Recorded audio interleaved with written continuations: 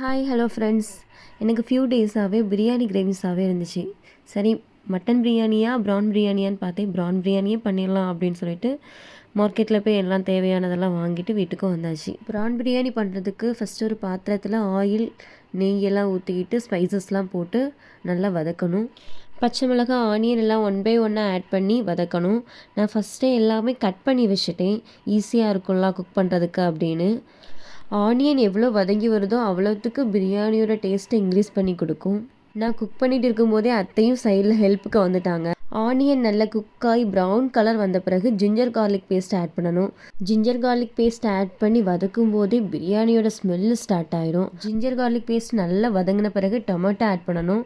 Ginger garlic paste நம்ம add பண்ணனால கண்டிப்பாக பாத்திரம் அடிபிடிக்கும். ஸோ சிம்மில் வச்சுக்கணும். டொமேட்டோ நல்லா வதங்கின பிறகு புதினா மல்லியிலை ஆட் பண்ணிக்கணும். பிரியாணிக்கு தேவையான ஸ்பைசஸாக ஒன் பை ஒன்னாக ஆட் பண்ணணும். மஞ்சள் பொடி, வத்தல் பொடி, கரம் மசால் பொடி, மல்லிப்பொடி இவ்வளோ ஃபஸ்ட்டு ஆட் பண்ணணும். பிரியாணிக்கு தேவையான உப்பையும் ஆட் பண்ணிக்கணும். ஸ்பைசஸோட பச்சை ஸ்மெல் போகிறது வரை நல்லா வதக்கணும். அப்புறம் கட்டியான தயிர் ஆட் பண்ணணும். பிரியாணி மசாலா நல்லா எண்ணெய் பிரிஞ்சு வரும். பிரிஞ்சு வந்த பிறகு தேவையான தண்ணி ஆட் பண்ணிக்கணும். 1:2 ரேஷியோவில் நம்ம தண்ணி ஆட் பண்ணணும்.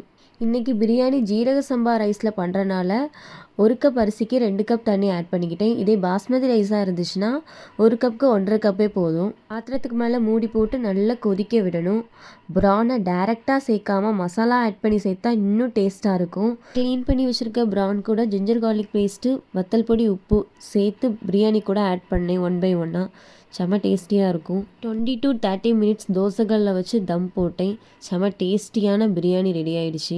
ப்ரானை ஏன் ஃபஸ்ட்டே சேர்க்காமல் லாஸ்ட்டாக சேர்த்தேன்னா ப்ரான் நல்லா குக் ஆகிடுச்சுன்னா டேஸ்ட்டு நல்லா இருக்காது. கரெக்டான பதத்தில் எடுத்துடணும். ஸோ டேஸ்டியான ப்ரான் பிரியாணி ரெடி ஆகிடுச்சு. ஓகே ஃப்ரெண்ட்ஸ், நெக்ஸ்ட் வீடியோவில் பார்ப்போம். பாய் பாய்.